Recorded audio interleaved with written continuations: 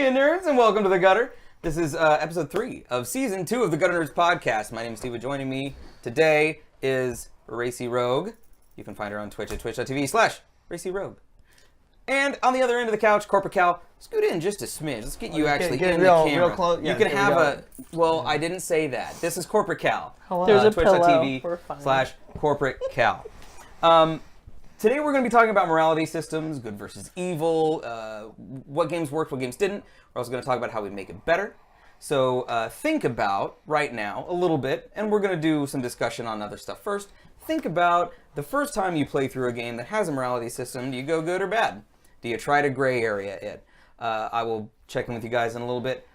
But first, Cal, Lauren, what you been playing? I'll let Cal go first. Cool. I've been playing all sorts of stuff. If you haven't been checking out my stream, but I've been playing some League, some PUBG, of course. Yeah. But I've also, thanks to you, been playing a little bit of Dragon Ball Z. Yes, you've been get your DBFZ, right? Yeah, and so I also have some other people that have been getting the game as well. So we're going to all be playing it kind of together, learning how to play the new fighting system. And I'm a huge Dragon Ball Z nerd, so I think it's really fun. It's a cool fighting system. The countering system is awesome, so I've been having a blast with that. There's a counter system in Dragon Ball FighterZ? Yeah. Is it so? There's a few different fighting games that I've played that have counter systems that I can remember that I was at least any good at using. Maybe multiple had them. Killer Instinct has a counter system where you can interrupt combos by pressing the same combination of kick punch, like either medium kick punch, heavy kick punch, or light kick punch, right, depending on what they're doing in their combo. Right. So, and then in Dead or Alive, it was basically rock, paper, scissors. If someone tries to grapple you, you strike. If someone's trying to strike, you block. And if someone's trying to block, you grapple. And you can counter by... Right. And, so how does it work in DBFZ? This one is more, I feel like it's more of a Soul Calibur style. So it's like the guard impacting in Soul Calibur. So you certain position, it's more, you time a directional and like the A button or the back button, depending on the move that they're trying to do. Yeah. And you can counter them. Or use a specific move type to block and counter. Is there a story mode in DBFZ? There is a story mode, and it's like a whole brand new story with the game, and it's still also directed by Akira Toriyama, which is the director of Dragon Ball Z, which is awesome. And so it still is kind of going along with a little bit of what's going on in DBZ Super as well. So if you've been watching Super, it still has a lot of the bad guys, a lot of the people that's fun in it, and it's like just Dragon Ball Z. Like it's Dragon Ball Z. Game Guy, welcome. If you are not a DBZ fan, are you going to enjoy this game? Yes, because the fighting mechanics are super fun. Interesting. It is. I mean, it's very Really? like the fighting mechanics are actually super easy. I mean, you have 3 buttons essentially and a block, and it's just super fun to get into. It's actually a really fast-paced fighting game. What have you played it? I've actually had a couple friends say they were playing it. I'm like, I'm not a huge Dragon Ball Z fan. It was kind of, I guess, after or before my experience with anime at all or cartoons, and I said I don't know if I'd like it. Yeah. And so I think even Game Guy said, I'll send you a screenshot, and then I actually watched videos after my stream, and I was like, this seems interesting. This seems like something I would play, but I don't know anything of Dragon Ball Z. You don't need to. And I mean, that's the good part about it. There's a story, and there's a Do they storyline. sort of introduce the characters to someone who... In the storyline, they're kind of doing it like that. So far, what I've seen, because I played maybe 2 hours into the story, and I mean, I know who all the characters are. I'm like, I'm super happy. And then, but like other people, it's kind of like, oh, hey, that's Krillin. He's like, he's my buddy. Okay. It's kind of softly throwing you into the story if you don't know him, but it's still fun. Yeah, that makes sense. And it's also... Game Guy says basically Street Fighter, but more ranged. More ranged. It's a little bit like you have 3 different fighters, just kind of like Marvel vs. Capcom system, Steven. So you can select 3 people, and they can interchange in combos in and out, trade out with people. Right. Hey, Catalyst, welcome. Hello. Hello. Welcome to the podcast. Lauren, what have you been playing? I have been streaming Prey, for those of you who haven't been streaming. And you have like a wonky stream setup, too. You have the most unique stream setup. So I thought we had a wonky stream setup here because what I use is a webcam in a big TV. Most people sit in front of a monitor and headphones and like an area mic or something. And I really want to change it. And we do love, so ours I thought was weird, but you stream and you're in a room with a projector. I am, but that's not my problem. Okay. So my setup is very weird, but I truly believe it's my camera. I have a PlayStation camera because fuck me. and it turns everything red. No, like, you can ask Game Guy. Everything is fucking red. I don't think you've been in my living room. You've been in my living room. Yeah. Everything's brown. Like, it's beige and brown, and there's no... So the PlayStation camera puts a red tint on everything? Yes. That's weird. And, like, there's the library door behind me, and when it's open, it gives it a lighter look, but it's still red. So I don't know what's up with that. But yes, I think actually playing on a TV might be different, but I just Game Guy makes a valid point, though. Cameras work better when you're not in the dark. So you got to turn on some lights. But here's the thing. I had 2 lamps. Yeah. Because I tried to do kind of similar to what we're doing. Where you put lamps? No! Where you put lamps on you, but not on the... Right. So and so it was going to be on me. Yeah. It made me so pink. Like, it looked like I was sunburnt, how pink I was. Huh. And I did it before streaming, I mean, so... we still even futz around with the lights here because, like, I have a second light that I had over on sort of this side here, and it just completely blank washed out my face. And it's not even that bright in this room. Yeah. So I have tried to work with cameras and the balance and stuff, but it fucking sucks. So you have a bit of a tan. I got called a Casper motherfucker on my stream because I look so freaking... It's not a tan. Texas, it's not... Because, like, even compared to you two, I do look tan, and I'm really not. I'm really just as pale as the two of you. But... I've never been called a Casper motherfucker. But Trexis, the truth, just want to let you know, the truth hurts sometimes. Oh my God, no, It's not even the case at all. No, that is not the case. But for real, when I'm on stream, it looks like my skin is naturally this color, and with all the lights, I'm pink. It is bad. Yeah, this is when you're going to turn off the autofocus on your webcams. I have tried that before. I will try it again. Yeah, it does keep flickering a little bit. We'll see if it works, yeah. Regardless, I'm streaming Prey. This was the whole point. I'm streaming Prey, even though my camera sucks. And I just got Monster Hunter, and I'm really excited about it. On PS4? Yes. That's awesome. I know. Because I actually have friends who play on PS4. So you are going to be playing with people? Yes, I'm so excited because I haven't really I haven't been able to, other than with Game Guy and DC Universe Online. So I'm really excited to finally play something that's current and everybody wants to play. Right. So that sounds exciting. super awesome. Yeah. I have been playing, we finished The Surge, which is a Souls-like, and we're going to have a Souls-like and Dark Souls, Demon Souls podcast. Killing all the damn beep boops. I killed a lot. You died to a lot of beep boops like 30 times in a row. Oh, I got clank spanked like a motherfucker. I was like, way to go, dude. I got clank spanked real bad. You were looking real pro. But I did finish it. I may do the DLC pretty soon. And we played some Golden Axe this morning for Monday Morning Retro. That was a lot of fun. And Sarah and I are almost done with Resident Evil 7, I think. She can only take so much of that game at a time before she's like... You should make it hard. There's a lot of... Yeah. What's the game I can't think of the name of, and Game Guy's going to tell me the name of it? Outlast. Thank you. Yeah, that is that's a game you should make one her play. that you routinely recommend. Make her play that game.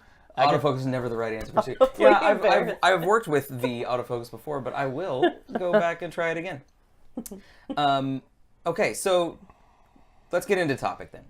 If you guys are playing a game and you know from the get-go that it offers either lightside, darkside, good guy, bad guy, alignment or whatever, what's the first thing you play as on your first playthrough? What do you try to do? Villain. That does not really surprise me. Why? Because it's fun. Don't get me wrong. Like sometimes, oh yeah, I can make these good decisions. I like more like chaotic evil, and then like chaotic neutral. So I like to do both. Like, oh, that's an option. Like, kid can eat some candy, or you can take the kid's candy and eat it in front of him. I'm like, he doesn't need that candy. So it's. I try to think about what I would do in real life. I try to think, like, in this situation, what would I do? And so it ends up with me being kind of gray. Like, I usually do some things that are selfish, but when... That's how I play Infamous. Like, I can't do... I'll go for the greater good, but every now and then I'm like, nah, I really... In real life, like, I'm more towards the greater good. I do, like, so many good things for my friends. I'm, like, super loyal. I do all these, like, fun and nice stuff for everybody I know. And then, like, in a game, I'm like, oh, I can't be nice. Well, fuck this. Like, See, I guess for me, like... Infamous Second Son's the one Infamous I did play. So when it's like, you can play the light side or the dark side. And so it's, throughout the entire game, it lets you, either make good choices where you're not hurting people, you're not killing people, or make bad choices where they're knocked out, they're dead, whatever. So I will play the line. because I can't decide. I want to be the bad guy, but I also kind of want to see the good guy, exit. So that's what the second game is So for. yes, and that's what I did. Second playthrough, one so- is super Jumping into evil. chat real quick, JB earlier said that he plays good. Mark said he plays good because he said he feels things, Calvin. He feels things, and No. He said When we're playthrough not- one is good. Oh, okay, because he feels things. yeah, peel- because he has emotions. I have emotions. I feel that Shark Hey. has the best reason, though. Oh, to take candy from a baby? Yes, because it's a choking hazard. That's so that's true. logical. I'm with Shark. Evil Shark's gets you even cooler cooler looking armor. shit every time. Not Every Infamous. time you get way That's cool. the I don't other need like thing. glowing and like look at Fable. All the armor and shit in Fable. It looked so cool when it was all evil and darked out. Like, Okay. come on. I'll get in that. Like Halo versus like Halos versus like Devil Horn shit. I don't know. I'm like, this looks cool. So I will play through like Hello, how Sayonara. I think I would. Hey, Sayonara, bro, welcome. My first playthrough is usually somewhere around the good area, but I end up gray a lot of the time. But my second playthrough, I always just go all dark, like all bad, just to see like what all happens. Yeah. And I remember the first time I did that was in Knights of the Old Republic, and I thought, okay, second playthrough, I'm just gonna go evil, dark side, see what happens. And there's a moment where the most dark side thing you can do is these two families, sort of Romeo and Juliet kind of thing, are fighting, and you have to sort of be the diplomat between murder them. both? You get them to kill each other. And I remember looking at the pile of dead bodies in that room and feeling Did you clap? no. There was no, like, I actively applause, felt like, horrible. There's I was a like, moral. I don't know that I can keep doing this in this game. No, it's a game. It's so No. hard. It's a game. Calvin. Turn it on and off. Most people- That's true. But The most game. no, I'm with you 100%. They're not most real people. But most people feel like once they see the repercussions of what they've just done, even if it's virtual, I'm with you. You have to- It's that emotional. Holy shit! I just did this. No, you awful just- Also, the thing." voice acting was really good in that game, so it like... You have to embrace your character if you're going dark side. You cackle with glee as you murder the family because that's what happens. You have to embrace the darkness if you're going to be a dark character. Know that you're going down that path. When you're the light character, you're like, okay, here's puppies for everyone. Like, you got to embrace your character, man. Just Noble says, I accidentally gave someone to Shea Gorath my first time through Elder Scrolls Online. I was horrified. Still use the extra skill point, though. See, you get cool as shit. I try to RP the character best on play 2, says Mark, and that makes sense because you sort of have a sense of what the story is going to be, and so you can sort of lean into that a little bit easier. And JB says, but that says that you have to stick to the damn path. You can play the game and let the game change who you play as. Well, that's if you play. That's if you're playing the game without doing a dark or light side. That's just That's you right. said from the Yes. beginning. Your Yeah, gray if I just- area, Yeah. your gray area that you were talking about. That's how you're just interweaving good and evil at the same time. I'm with Weespill. I have this weird emotional connection to NPCs. So we were I do talking not. pre-stream. No, because like Fallout 4, you got to you got to have your Let's talk about some examples then. In Fallout 4, there is a good karma, bad karma system. And what does it change? For me, because I told you about this, the only thing it changed was like when you have a companion. I use Curie for a lot of my stuff. And so Curie does not like any robot killing, any mechanical manipulation, nothing that reveals her old self used to be a robot. And so now that she's been transformed into this human robotical body, she doesn't like anything anti-robotics. Right. So if you shoot one of the Mr. whatever they're called, because they're always different. Mr. Handy, Mr. They're always different. Yeah. If you kill one of them, even if they're aggressive, it's down with Curie and things like that. And so similarly, so if you use any companion and you go so against what they believe in, they'll try and leave you. However, with the karma, if you have good karma, it's, this was just one time. I totally understand why you did that. We're cool. Or I disagree with what you did, but it's okay. But I understand. That's usually what good karma did for me. So this is what I think, where I feel like Fallout 4 really fucked up. Because there was a moment where I was using Piper as my companion. And I had done She's some... the fighter, right? The Irish fighter? No, she's the newsie, like the reporter. Oh, gotcha. So she and I were out adventuring, and I had turned against like the Brotherhood or something, and she didn't like that, and I was like killing them, and like hunting them, and she didn't like that. And so finally, like I took down the Brotherhood of Steel, and she comes up to me and she's like, "I've had enough. I've had a fucking enough. I can't do this anymore. You're not the person I thought you were, and someone's gonna have to stop you." And I got really I got a little emotional, and I like reached for my gun, like, "Okay, Piper, if we're gonna fucking do this, let's go." But all she did was say how disappointed she was in me. She didn't leave. No. She didn't attack me. Really? No, she didn't do She shit. leave. And so I was like, well, what the fuck, Fallout? Why would, like, they got me ready for this awesome, like, I'm about to lose my companion because of the choices I made, but then nothing happened. See, That's depressing. Or I might have to kill my companion. That's the thing that I want to see happen. I want that to happen. Be like, you know what? I've made these rational decisions. I have this companion on my team, and I'm doing the work that I want to do. I am taking over the Brotherhood and like just wrecking shop. And she's like, man, time to die, bro. Like, and you have to fight her to the death. That would have been super cool. I've had companions leave. That's where I'm confused because I think I used man, I don't know her name now, but she was the fighter. She was in the ring, and you took her, and she was just badass, and so I took her. But I think I was fighting like it may have been the Brotherhood of Steel, or it may have been the Railroad. Can't remember. But she was so angry because, I mean, I'm a female in the game, Right. and she was like, "I can't believe you hit those women and you let them die," and blah blah blah, and I'm just like, you killed women for money. Like, what does this make a difference on me? And she's like, I can't be your companion anymore. And then it gave me the option to send her wherever I wanted. Weasel says if it wasn't for the fan base being so majorly negative, he'd bring up Undertale. That has a good part of this narrative. And I haven't played Undertale. I haven't played it either. So I don't know its morality system. Also, King, that's a little harsh. I want to kill my friends. That's a little He harsh. also has a Twitter poll up regarding the choice that Joseph Nobles made to share Gorath, and he said 66% were team skill points.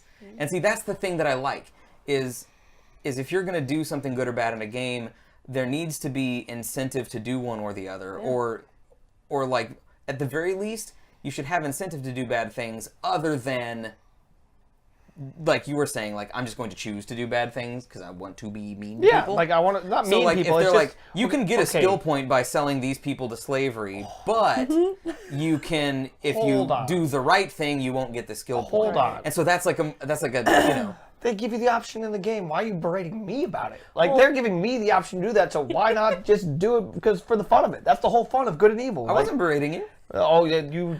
I was not berating you. You got a little defensive on Related to that. I don't know, pal. It's not a video game, but one of the first games I remember having a incentive morality system was, I think, Star Wars Life. So either you chose the light side or the dark side. The light side gave more incentives, more like you get extra points, you get extra this, you get extra that. Yeah, but the dark side, your path was shorter. You could win the game much quicker. In Knights of the Old Republic, the way that they had it split was pretty good. And this is something that Mark mentions that I'm going to touch on, is that a good morality, I would say that a good use of a morality system makes you do multiple playthroughs of the game, because in Knights of the Old Republic was so vastly different if you did light side or dark side, and the endings were different, and your companions came and went, and it was wonderful. Wasn't Mass Effect the same way? Mass Effect was similar, yes. And I'll get to Mass Effect in a second, because I think they fucked up. I don't think KOTOR fucked up. I think Mass Effect really fucked up the I didn't play any of the Mass Effect games, so... So in Knights of the Old Republic, you can heal yourself if you're light side. You have access to healing abilities. And then you probably have Life Drain if you're a dark side. You can get Life Drain on dark side, but it is way further down the line. Oh, hell yeah. But your offense is much higher. Yeah. So you get defensive stuff right away. If you're good. If you're good. And if you're evil, you get to electrify the hell out of people. Yes, you electrify you let shit. them burn. That kind of thing. Yeah, it's and awesome. so it's like, oh man, I really want to like light 7 people on fire at the same time, but I have to crush this puppy's skull under my foot to do it. Sorry, puppy. Oh my god!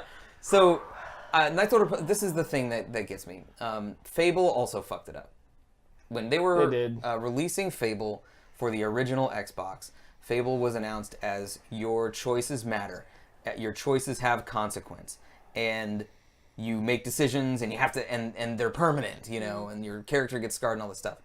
Before Fable comes out, Knights of the Old Republic releases and is an unexpected success. Like, the lightside darkside system works really well. Multiple playthroughs, you make a decision, you got to stick to that decision. Like, it will come back to haunt you maybe down the road, or hey, Meta Project, welcome. Thank you for joining us in the gutter. We appreciate it.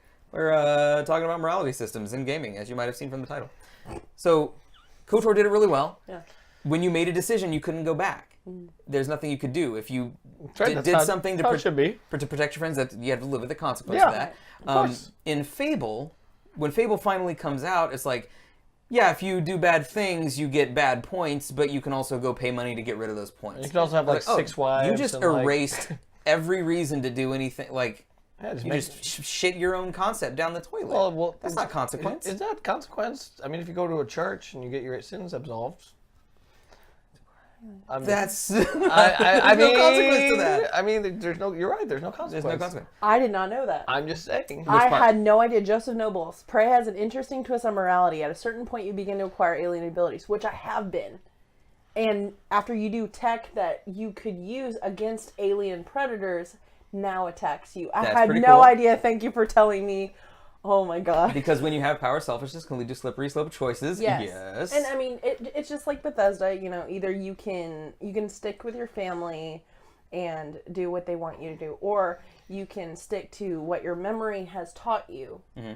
And you either have to trust yourself or trust the only family you know. And I like the idea, though, of the choosing to do something bad. It should be the quick and easy way to do it. So, like, okay, you've been on this mission, and you can make this choice, and then the mission will be over and you will be rewarded. But if you want to do the right thing, you have to jump through all these hoops, and, you know, and so I can't pinpoint where, but I feel like I've seen that before where I thought, I don't want to have to do all that. I guess I'll just fucking execute them, you know, or whatever. So, Fable was undercut by Knights of the Old Republic by KOTOR having a much better morality system in it. KOTOR 2 also deals a lot with the gray areas, and the characters will talk to you. Like, if you're like, someone comes up and they go, "Hey, can you give me some money?" And your options are give him money, don't give him money. And so you think to yourself, like, well, I'll give him money, I'll get some light side points. If I don't give him money, he'll fuck off and I'll become a little darker. You give him the money, and then it shows you a scene where he goes and he gambles it, and then he gets beaten up, and like something really shitty happens to him as a result of that. And one of the characters goes, he's not going to learn anything from that. Like, you might have just gotten him killed. You don't know that was the right decision. And that happens a lot in KOTOR 2. And in that situation, KOTOR 2 is fucking good. You give them money again to get their ass beat again. If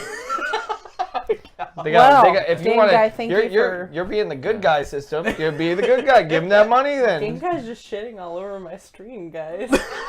You use a poop gun on monsters that can teleport, and they shoot flaming tennis balls. A glue gun to make sure they don't teleport, so you don't die. Yeah. And I mean, it's not a perfect game. It's not like I made the game. You do your game the way you want. You do your stream. That's the way it go. So then the next one, BioWare is very good at this, and this isn't exactly good and evil, but they do have the character liking you and disliking you based on what you do. Right. It's not lightside, darkside. It's not really morality, so to speak. But there is a points in the game where, like, you'll have the option to bring someone else onto your team, and it's like someone who had been a bad guy who had been against you, and they're like, "You're right. Everything that I have done, I thought I was doing for the right reasons, but I'm completely fucked up. Let me help you." And someone on your team who's been with you the whole time will be like, "If he comes on this team, I'm fucking gone." And so you have to make a choice between, like, accepting the help and letting someone redeem themselves, or losing a friend that had been there with you the whole time. And that I sat the controller down, like, God damn, what do I do? Yeah. Infamous. Have you guys played Infamous? See which one's more powerful, and then you choose to make that decision. You choose whoever's the more powerful character. And I think we've talked about this. On Fallout 4, it was the Brotherhood of Steel, the Railroad, and there's that third one I never remember. But, like, you have to choose. Assassin's Guild? Yes. You have to choose which one you're on. And then once you do that, you're against an alignment. And in Star Wars The Old Republic, the MMO, there is both an alignment of either Empire or Rebel. Yeah. or I guess Empire or Alliance. And then there is also, aside from that alignment, a light side, dark side. So you can be in the Empire, but be a really good person. And you can be for the Alliance and do shitty shit for them. But like in Fallout, I couldn't tell the difference. I like had a specific save point, and I was like, okay, I'll be Brotherhood of Steel this time. Yeah. Or I'll be, Railroad this time. I didn't, like, game-wise, I didn't really see or have a difference, personally. I mean... Yeah, and I felt like that was a stupid addition. Let's get into Mass Effect, then. Because Mass Effect said, when they came out, they said they were not going to be doing a classic good versus evil, light side, dark side thing. They were going to be doing Paragon and Renegade. Now, what it ended up being was a pretty bland sort of light side, dark side thing, which was, do you send the kittens to college or do you burn them in a fire? And there's no, like, gray area or what's best for the team. Like, no burning the kittens or no just college. Which one, do you want to be a jerk or not? Yeah. And so that was a bummer. But what did you get out of it?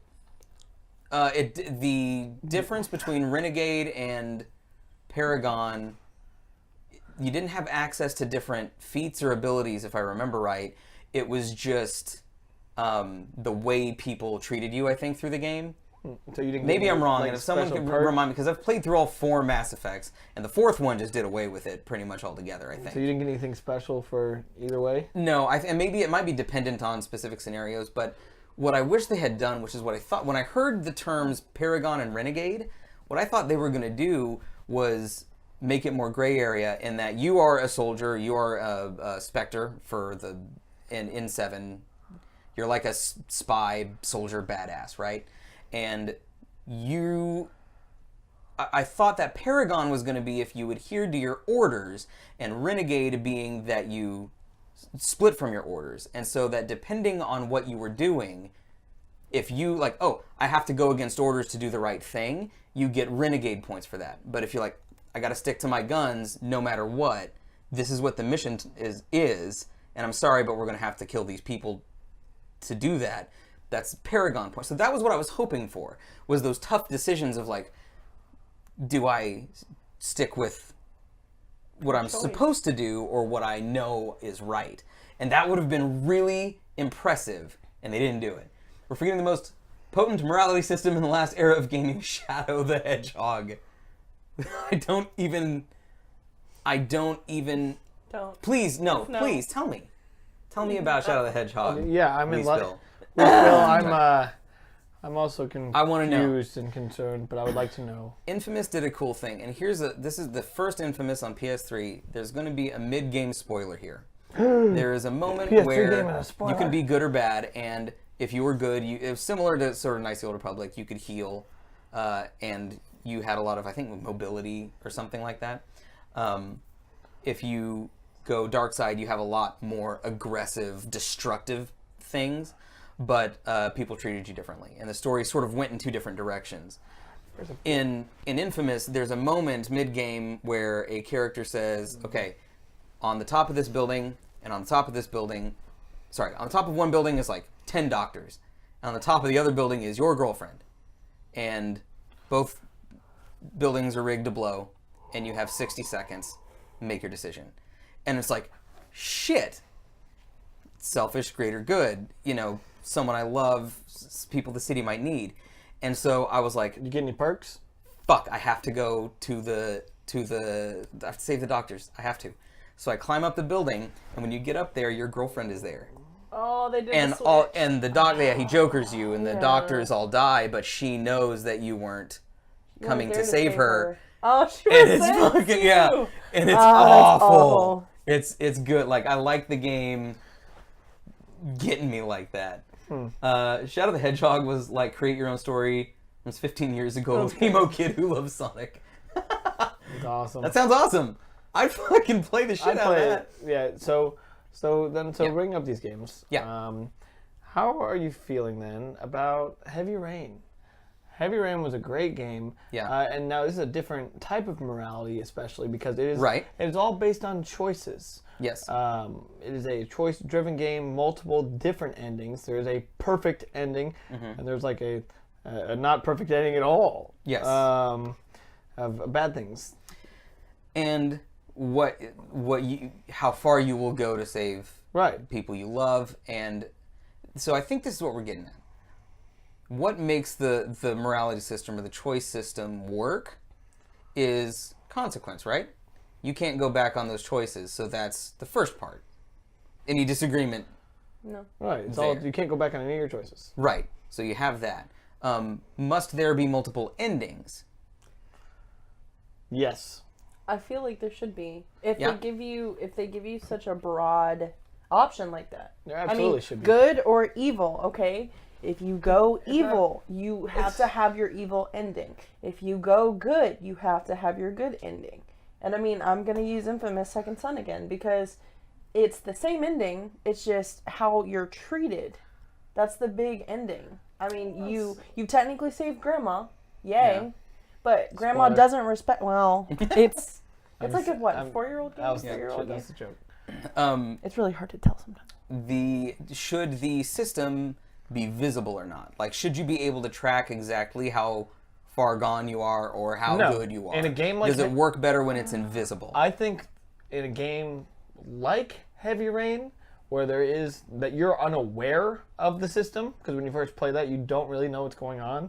I think it's fine the way they did it invisible, because you are left with serious choices, and these serious choices have consequences, or they don't. Which makes it draw that parallel on that line, which is a game that I did play Grayscale. I didn't go super evil in that game. I played no, I don't want that to happen. I'm gonna play this through, and then I played for the most fucked up ending, and then I played 4 times to see what's gonna happen. See, but if you're unaware, I think it's okay. If it's invisible but you don't know, you have no idea, it makes it a great game. But similarly to you, I will play the gray area if I know there's a good or bad ending, or I know there's a choice. I will play gray, but I think I would go Calvin. If I didn't know, I'd be like, yeah, fuck that guy. I don't know what the fuck's gonna happen. Fuck that guy. Yeah, let's crash all the puppies. And Game Guy does yell, Jason! Jason! Which is from Heavy Rain. Yeah. So we have consequence, multiple endings. And were you saying that it should be invisible or should not be on invisible? A game like Heavy Rain, where it's just playing a story. Yeah. Because that's all you're doing. You're essentially what Heavy Rain is. The way I looked at Heavy Rain is like reading a book. Except it's just a video book, and you're like, oh, I get to choose what happens on the next page. It's choose your own adventure. And it's choose your own adventure. That's a good way to put it. Now in a game like your KOTOR or your Knights of the Old Republic, well, shit. You already know that there's a dark side and a light side and the Force. It's basically you're aware of the good and the evil. So if you have the opportunity and option, you can play neutral as fuck, and you can be like, all right, I can heal, but I can also throw some lightning. Why not? Or you can just go. Take a path. Choose the darkest or the lightest, in my opinion. I think I would prefer it to be letting me know maybe that the choices affects what happened. Not only just what happened, but there's a morality scale that we're going to implement, and you have access to different abilities, things based on that. But not letting me know where I am on that meter, because I'm okay, I'm going to make X many good decisions and then X many bad decisions. It's too much. It's not immersive to me. So I would rather sort of just be fluid with the story. That's why I like the invisible idea, where you don't know there's a morality system, and that's why it's invisible. I like the idea because then I think you're really playing true to yourself, or true to who you are, and then you see the repercussions of your actions, or vice versa, where you're just I really don't want to, cause all this riff because it's the game, similar to what how Calvin was playing, kind of gray area. I think it's good because if you don't know, you don't really care. Whereas Infamous, similarly so, we play gray area because we don't really know what's going to happen. And so we kind of want to play devil's advocate and just go straight through, and it just makes more sense. At least to me anyway. What about games where you do a linear storyline, where you do what you assume is good, but on further review you actually are doing something that can be seen as evil?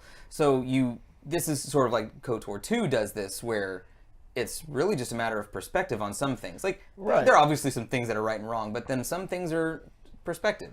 And I really liked that. This obscure title with multiple playthroughs, Nier Gestalt. Nier, I hear, is a very good game. I've never played a Nier title, though. I haven't either. So, hello, Ishnu. Ishnu, I need the puppers. Also have no idea what is going on. No puppers today. We're just podcasting today, Ishnu, but welcome. And we're talking about morality systems in games. So the ones where it worked, I think KOTOR worked, even though it had the meters you could see, because the decisions were final. There were multiple endings, and you could experience different storylines and different powers. So even when you go back and play through it again, you have whole new abilities. You have a whole new character. It's not like you're playing the same game and then watching 2 different cutscenes at the end, you know? Infamous did okay with it. It wasn't the best. Fallout 4's was awful, I think. Fables is bad. Fables is debatable. The reason why Fables is not...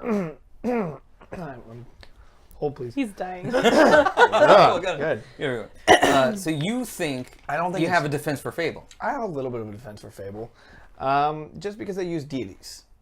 Okay, they go on a... Don't they use a deity model? So you have the good deities and the bad deities. So either you're pledging yourself to the dark deities and you're doing the dark things, or you're going to the light deities. I mean... Are you saying deities? That's what I said, deities. It sounds like you're saying deities. No, Sorry. I would have been deities if I I said that. It is deities. I'm making sure yeah. you're saying deities. I am saying Deities. deities. I'm fine. Sorry. So I just wanted to they be use it as a god system. So you feel like you get the better weapons, the better thing when you have your greater good to praying to your gods and donating things towards your gods, and you get better higher scales. And then when you do dark things and killing people, the death god gets super happy for you. You're like, yay! So you turn more blood red, and you get that evil glint around you. So just to clarify, in Fable, when you support certain deities, you the get good or the evil. Yes. Yeah. So Because when you're good, you get incentives on both sides. You do. yes, I'm just checking. There are incentives. Like I haven't You played it all. absolutely do. I only There are played incentives on like both sides. I like think. you get There's different. Like armor you'll and eventually get a weapons and stuff. halo around your head, and if you're It changes the look of your you character. change the look of too. your character too. I thought they did an okay job with that. Just because it just made you more aware of how you wanted your character to look and get, and items wise. In the first. See, and I think that would sway you as well. Like Yeah, it's playing new. I a completely gray agree. line, In the first it's like, Fable, okay, because I disagree because similarly there's to what Calvin was saying earlier. He's like, I love the devil horns. I love the red glow. I love this and that. That's his incentive to play the dark side. Whereas but me, I might going on the dark side. That's what I'm trying to say. It's like that you have a good deities and the bad deities. You have an option. Yeah, but the thing that cheapens it for me is that if you decide that you want let's say you decide you want to look badass with horns and then you just start murdering people. But you then you just start murdering the village and marrying all the women. One second, hold on.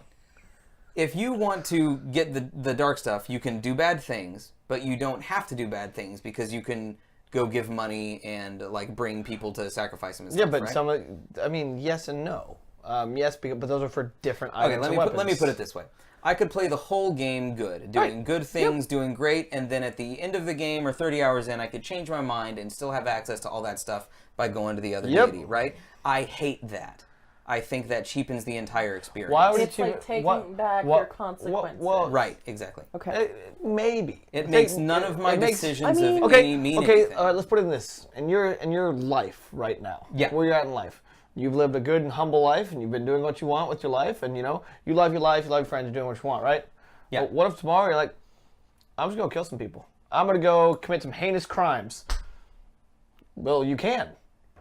I'm not saying that you're going to. But here's the thing. Just like in the game, you can be good throughout the whole time, then you want to know what? I'm going to commit some heinous crimes. And then you get, So you're saying, wait. You can do whatever you want. So you're saying, it's balanced. It is balanced. But wait, let's say, in reverse. And what Steven's saying, let's say that you've done a lot of bad shit. Not killing people, but you've done a lot of bad shit in your life. And you decide, you know what?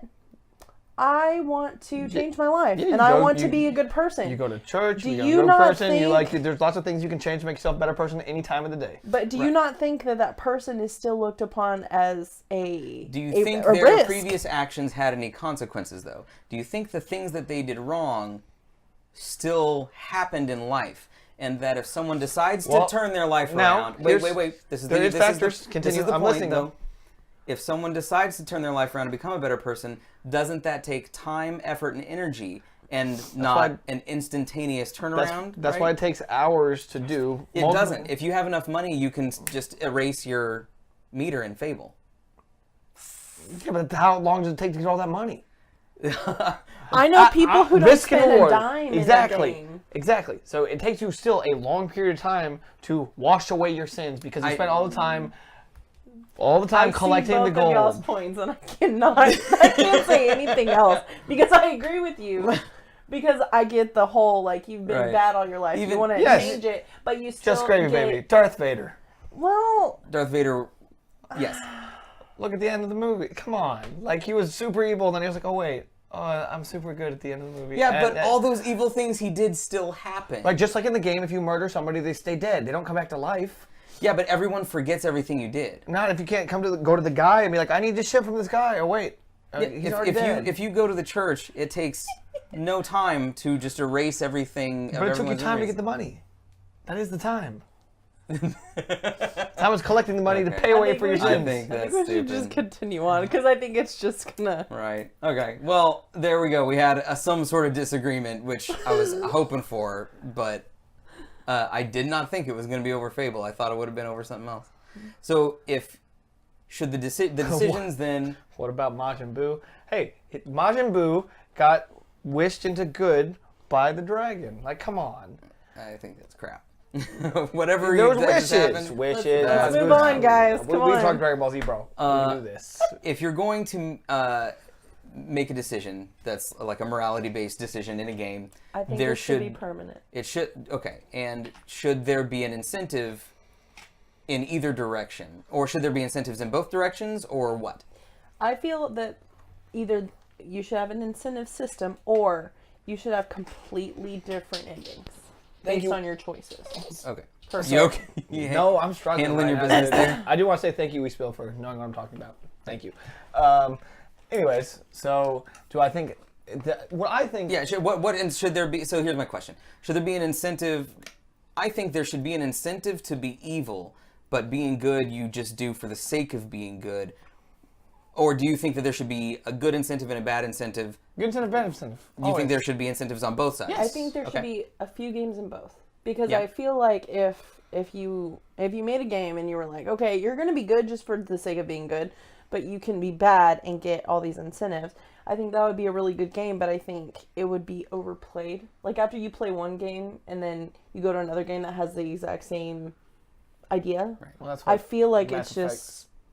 tried to do. So, furthering my point, I think you should do a few games in that category, but then go back to a full incentive program where you get specific incentives on one side and specific on the other, and you can't flip-flop. I think that would be a good idea. And WeSpill made a point about the money thing, which is I think what you were referring to a second ago, is that money has in life basically washed away crimes. Yeah, and called an attorney. Yeah. Pay for an attorney. And maybe that was Fable's point. Maybe that was their whole thing. Yeah.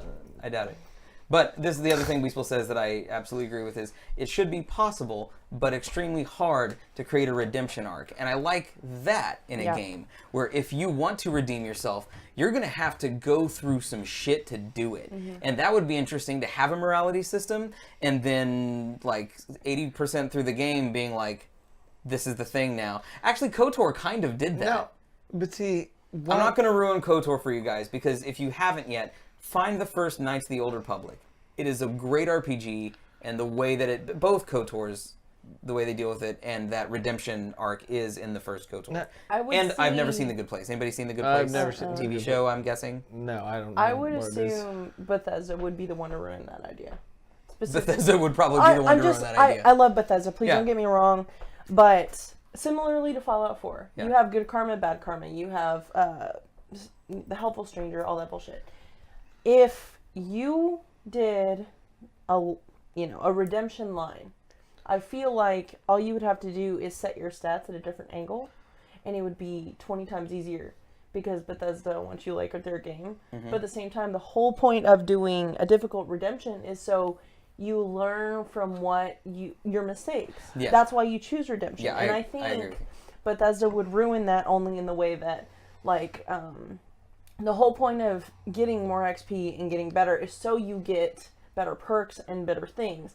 But if you do the easy way out, as some people like to say, you get, the helpful stranger that kills randomly. The decision should be a difficult decision, though, right? Yes. A good morality system, choosing between two things should be difficult, and not just I want black armor or white armor or something like that, right? It should be something that you actually... It should be a harder goal to seek towards. Now, with having a reverse morality system late in the game, I don't think that is necessarily a good idea.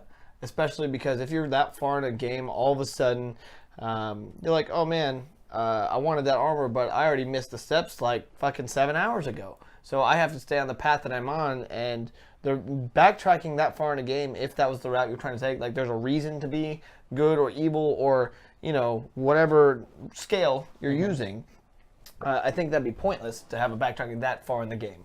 Because you're that far in the game, you're like, oh, I want to do this now. All the decisions you've made already in the game have concurrently happened, and you can't flip the switch back. And there'd be no point because maybe you're too far in the game to where you can't go backwards. Enough. Isn't that what you liked about Fable? I was about to say, didn't you just argue the point that your consequences shouldn't be permanent? No, I'm saying consequences should. That's what I'm saying. Consequences should be permanent. Yeah. But it's still, if the consequences are permanent, but you still want to go to light, you're not going to be able to access some of the same things you could have gotten from prior in the game. But Fable, let's say example A. Yeah. Example, let's say you have to be like five deep in dark scale to get a certain piece of armor, right? Yeah. Okay. Well, you get to that. You get to, let's say you get to like 8 and you got your armor. Yeah. But there's a light sword that you had to be 5 deep in to get to as well. Right. But you can only access that sword at some point in the game. And if you're past that point in the game, you can no longer get that piece of equipment. But that's what we were saying. So if earlier. if at that point you could go to church and pay 1,000,000 gold, and it took you a long time to get that 1,000,000 gold. But you're past the But point you in the can- game. You That's can't what we get were the saying stuff. earlier. But I'm though. saying if the game did allow you though, if you spent that time and the game was like, okay, you can Play the now other game. just give us all the money that you have right now, all of it, and we'll just put you at 5, and you can have that sword if you want. No, you wouldn't be able to access the sword. But I'm saying if it did, would you like that? Eh. But that's you're- what to but me that's that's what also Fable's what doing. he was saying earlier is that That's my feeling it about shouldn't Fable. be, you know, you want the light sword because it looks cool, and then you want the devil horns because they look cool, and that's what's making your decisions. Whereas if it were that way, where you could go back and then get the light sword, I think it would make a lot more people change their decisions halfway through because they like something. I think it should be an incentive, not physical like So I'm just armor saying or stay on the path. well, but that's what we're also saying. It's like, don't give physical incentives where it's cool shit that look cool on both sides. And also, if you're doing something good just because you're going to get a reward, it's no longer good, right? Right? Yeah. I mean, we agree on that, right? If you're being good for selfish reasons, it's not good, It's right? not good. Yeah. Well, it's also a game. Yeah, yes. I'm yeah. just- That's, yeah, I'm just okay, pointing- yeah, fair. A lot of people love a Rise to Redemption more than the hero who is always good because an internal conflict is easy to recognize and there's never change because most people have internal conflict. Yeah. Most people have to balance being selfish and being grateful and being benevolent and stuff Yeah. like that. You got to be So, yeah, selfless to I'm always overcome. benevolent. No This has been an kidding. interesting podcast. Thank you, Galvia. Enjoy your sleeping. I think a selfish, selfless aspect would be better. I like Yes. that idea. I like that idea. Yeah. And creating different systems, like I'd like to see, I haven't actually seen them in a lot of recent games. It sort of died. Mm-hmm. I'd like to see it come back a little bit, but with some nuance and with some consequence. Yeah. And maybe don't necessarily put my meters up on the wall for me to see. That's what I would like. So No meters on the wall. no meters on I like the idea of heavy rain, you said? Yeah. Where they don't tell you there's a morality. They don't tell you there's good or bad. They don't tell you where you're at. Yeah. But I also like the idea that you can't go back. You live with your choices, but there's multiple endings. Well, I you- think you I'm going to can't- end up playing Heavy Rain. Well, you cannot go back in Heavy Rain. No, but that's what I'm saying. I Okay, think I'm yeah. going to play Heavy Rain. You 'cause should that- play- Yeah, Heavy it Rain's- sounds- You should It play sounds Heavy like Rain. my kind of game. It's a great game. I'm not going to ruin anything for you, but the thing that you have to know going into Heavy Rain is the game's going to lie to you. Oh, I figured. Okay. Oh, especially now that I know Like, there's a morality it's thing. it's heavy. not going to be. It's heavy and it's very rainy. but also the game straight up lies to you. Okay. Like you will play a portion of the game that later the game's like, yeah, we're just fucking with you. And so if you throw a controller in anger, I totally understand. I really But it's a don't great know. game. But it's a great game. What is it on a console or PC? Yeah, PlayStation. Is was it? it was on PlayStation 3. Yep. You might be able to. I don't know. They may have made an updated version for PS4. That's a good question. I think it's for. Beyond Two Souls was interesting. It was interesting, but I didn't love it. But I liked it. It was similar to same Heavy didn't play Rain. is the one that by Quantic Dream that came out after Heavy Rain. I did not play. Well, I might end up playing Heavy Rain since Game Guy thinks price The up. lights. The last thing that we do on the podcast before we call it a night is we go to the fan can. This is the Gutter Nerds fan can. If you guys want to add something to the fan can, you can redeem 50 nerd cred if you're on PC. Do you want to pull it out or do you want to add read something it? to the fan can? Whatever Steve wants. You can also tweet us at Gutter Nerds using the hashtag FanCan or find us at an event. We will draw, and we actually have so many now because people have been adding to the can. Oh, really? That we'll probably do a couple, like Yay. given the time. So actually, we'll have everybody draw one. Actually, Yay. So pre-screen it. Don't just read it aloud because if I haven't looked at all of them, so if someone wrote something awful, don't read it aloud. Oh, see, there's morality. Okay. Yeah. checking Make a damn decision, Cal. Make the right decision. Okay, that one's we're re-rolling. Why? It's just a dumb Let one. me see. What does it say? Well, even dumb questions we're going to answer. It's stupid. What does it say? Well, we'll do this one. Here, I'm gonna show Okay, him. I will I'm read just this showing one him. out. Just read it out. This one just says, "Can we ask any question on this thing?" Absolutely, you can ask any question on this. Okay. No, we Whatever you- can't. Okay. If it's And- racist, if Okay. it's Well, sexist, in the Right. guidelines, you read the guidelines. but People you can can't read. ask anything. Like Right. if the question was sexual, I mean, for me, it's an AMA. Like, sure, whatever. I if the think question was sexual, I would not answer. that you should only ask questions that you want answers to. And then also terms of service and our chat rules. Yeah. Sorry. That's important. Sorry, not sorry. So that's a good. That was a good response, guys, to a silly question. And even if You're they, just so proud even, of us right now. Yeah, like, you did even some if they shit. do ask a question like that though as well, doesn't mean we have to give you the proper answer. So we can just lie to you because that's morally correct. I can actually answer this one, so You can or can't? can't. Well, Can I what do you answer got? it? Yeah, probably. What's it say? Discuss Neo Geo. Discuss Neo Geo. Okay, the Neo Geo was a fucking 16-bit or was it 32-bit? It was an old It's an console. old console. It was a piece of garbage. Neo Geo might have been 32-bit. I think it was a 32-bit system, like the TurboGrafx 16. Like it was one of those that like no one had. And there was one game on Neo Geo that I'm sure that I wanted, and didn't get. There were a few systems that I remember seeing at like a toy store as I was walking by. One was TurboGrafx 16, one was a Neo Geo, and one was the Atari Jaguar. And all three of those, I remember like, I should buy those, but what the fuck would you play on them? Like, Yeah. what was it? What would you do? TurboGrafx had Bonk. What was Neo Geo's game? I don't know. I don't remember. That's Here, you know what? I'll look it up. Yeah, well, but for next time, we'll start off with a little discussion a about little Neo Geo. That was actually a really good question because I know I'm a too young, lot about apparently. games, but Yeah. that was like a blind spot. Yeah. Good question. Whoever wrote that, good job with the Neo Geo. All right, now what's Okay. yours? Oh, it's What- cute. Mine says, Steve-O, what's your phone number? Haha, now you have to tell the whole stream your phone number. I think you should It's redraw. 817-323-1414. Is that Del Frisco's? Nope. That's just random digits. Okay. Because I'm not giving you the Don't call random person. I'm not giving you the proper moral. I'm not letting you call Steve-O. 4 right buttons, That's- 2 that's my job joysticks, to call. arcade Aw, ports on You on chose Sesame the Street light Video. path, Calvin. You did. Is it the light path? Because I just could call him at random when I please. So that's my job. He played the good path, but in the wrong way. My You number. can't take my pleasure from me. I have to call him at Here's random my times. number. If you want to reach me, you can go to twitch.tv/gutternerds and click the follow button and the subscriber option. And You'll probably I'll do be a there. shout out. I'll do whatever the fuck you want. Yeah. I ruined a rando's day. Uh, Welcome to you Chaotic ruined a Evil. rando's You're day. welcome. 867-5309. That's good too. Guys, one quick programming note before we go. We are down a person. Our buddy Chuck is moving on. He is no longer going to be part of the podcast. He is going to be focusing on IRL, not IRL streams, but just like real life stuff, and his solo streaming. So, in our little, I wish we had gotten to do like we did for JB. We did JB's Like last a show, bite but we stream. didn't. But we wanted to say thank you, Chuck. Yeah. If you guys can, go follow him on Twitch, support him. He's Byronic Commando, and he will always be in our hearts, and we support the shit out of him. So go check out, say hi, let him know you love him, Do the thing. and we will be coming back with, over the course of the next few months, we'll be trying out people. So you're going to see some new faces, some special guests. We're going to be doing sort of like real-time auditions, and if you are in DFW and want to be part of the podcast, feel free to reach out.